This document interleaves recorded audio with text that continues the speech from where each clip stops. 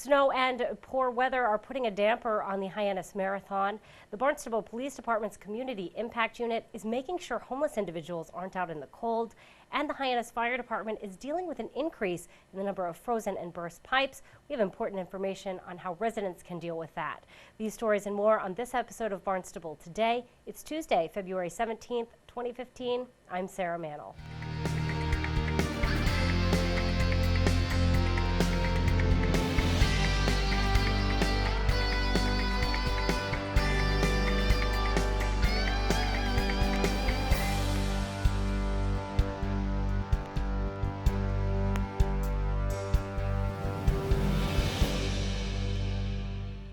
Runners won't get the chance to qualify for the Boston Marathon in Hyannis this weekend.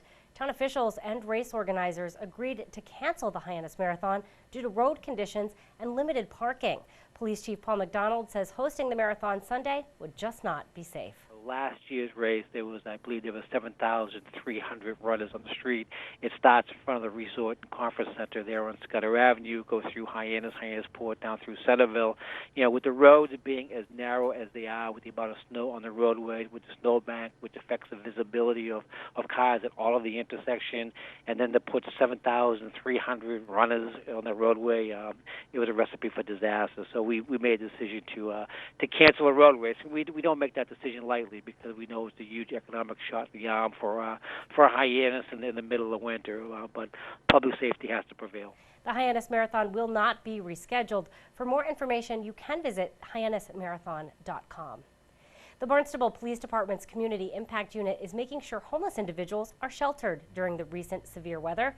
Police Chief Paul McDonald says officers have been hard at work over the last few weeks to make sure no one is living outdoors. They've been actually out there trudging through the snow, checking the homeless camps out there. They've accounted for just about everyone. We do not believe anyone is out in the camps right now. A lot of the chronic homeless individuals, they will not go to shelter under any circumstances whatsoever, but we have been able to reach family members or friends, and at least have been able to get them to stay with friends for a relatively short period of time. So we know they're not out on the street, we know they're not in the camp, so we feel confident that everybody will make it through this difficult time. The Community Impact Unit is made up of 3 Barnstable police officers. The winter weather is keeping the Hyannis Fire Department busy. To find out what we need to know to stay safe, I stopped by the Hyannis Fire Department to chat with Deputy Chief Dean Melanson. So, Deputy Chief, we've just been talking. You guys have actually had an increase in calls responding to people who have had pipes burst. Talk to me a little bit about why that's happening right now. Well, as you know, we had the extremely cold snap. And so what happens is, maybe our heating system isn't up to the task. Maybe we have some exterior wall pipes or other areas that get a little more cold.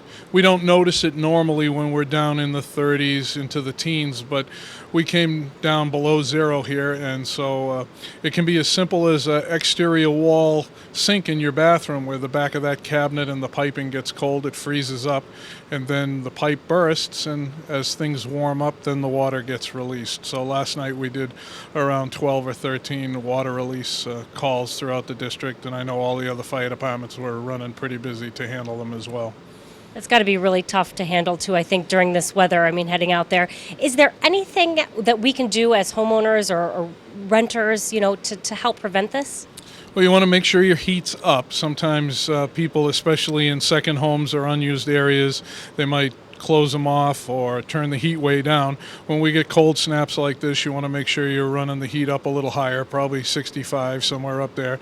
Make sure things like the cabinet doors to under the sink are open, and you've got some good heat exchange throughout the house to try to prevent the pipes from freezing. If you're a business owner, make sure the heat's on in the foyers. Sometimes we try to cut back, save a little money, shut heating systems off or turn them down in the off hours.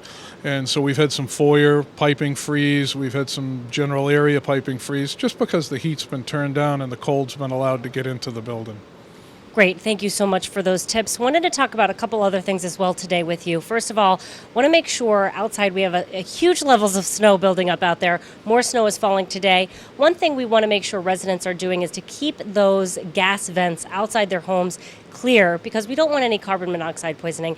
Where do you usually find those, and how can homeowners really check on that? They're usually found generally on the back side or the non-pretty side of the home, so out on the back or the sides, and you can go down in the basement and take a look at your furnace if you've got a sidewall vent and just follow those pipes to the sidewall, and that should take you right to where they are. And they need to be kept clear. The gas furnaces do not have the heat to melt away a lot of the snow. So they may make a little pocket around themselves, but then the carbon monoxide builds up and it comes right through the side wall of the house and into the home. Yeah, and that can definitely be very hazardous for people inside the home. Absolutely. The carbon monoxide law in Massachusetts is called Nicole's Law, and it was named after a Plymouth DPW worker's daughter who died from this very phenomena, and that's why we require carbon monoxide detection in homes. Wonderful. Any signs that you could make us aware of if you are having carbon monoxide in your home? Any signs of symptoms that you might be experiencing? Initially, it may come on as flu-like symptoms where you're just tired, you feel a little nauseous, don't feel well. Then that's going to increase to being very tired, very, very lethargic, no energy at all. And then some people may go to sleep, become unconscious if the levels get high.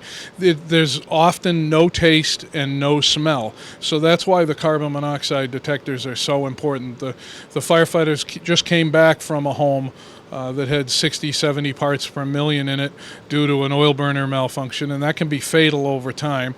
And if it wasn't for the carbon monoxide detectors, I don't believe that the occupants would have known they were having a problem. Wonderful. Another thing that we need to talk to, you're still out there, we try and stay in as much as we can. We try and avoid going out there in the snowstorm, and the snow is just built up to an extreme level. But you guys have to get out there and you have calls. This is something that some people, I think, forget to think about. Their house needs to be ready in case they need an emergency crew to get to that house.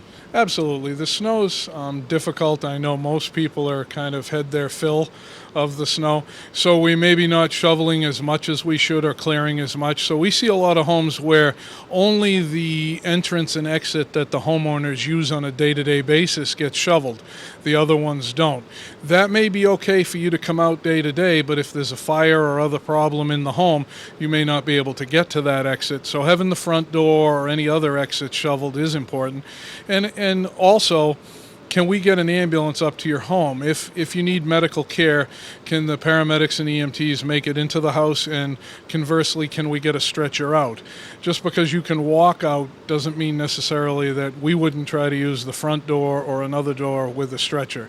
So those 2 ways out, 3 ways out are very important on a variety of different levels.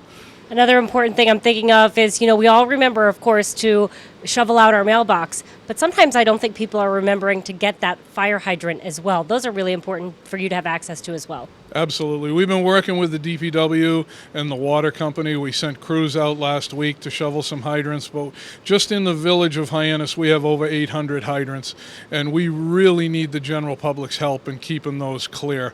If they could adopt the hydrant that's in front of their home or in their neighborhood, it's for their safety, it's for everybody in the neighborhood's safety as well. And we'll lose precious minutes to shovel out a hydrant before we can get to that water supply. And we may not even be able to find it. When the fellas shoveled Friday, in a couple places they took 12 to 13 foot piles of snow down to get to the hydrant. Now I know that's probably more than a homeowner can do, but if they can find it and shovel it out, we'd really appreciate it. And we've had a lot of help with that. We'd like to encourage those people to continue to help us. Great. Well, Deputy Chief Dean Melanson, thank you so much for taking this time to chat with us. I really appreciate it. No problem. For Channel 18, I'm Sarah Mantle. Melanson also recommends residents check in on elderly neighbors to see if they need any extra help. At the time we taped this episode of Barnstable Today, all meetings here at Town Hall were canceled except for the Conservation Commission. The Conservation Commission is scheduled to meet tonight at 6:30 in the Town Hall hearing room. For up-to-date cancellation information, you can visit town.barnstable.ma.us. Well, be sure to tune in to our hour-long news program, Barnstable This Morning, weekdays at 7 a.m. On tomorrow's show, we will chat with the Executive Director of the Cape and Islands Workforce Investment Board, David Augustino. We'll hear from Finance Director Mark Milne, and we'll have all the news and information you need. For Barnstable Today, I'm Sarah Mantle.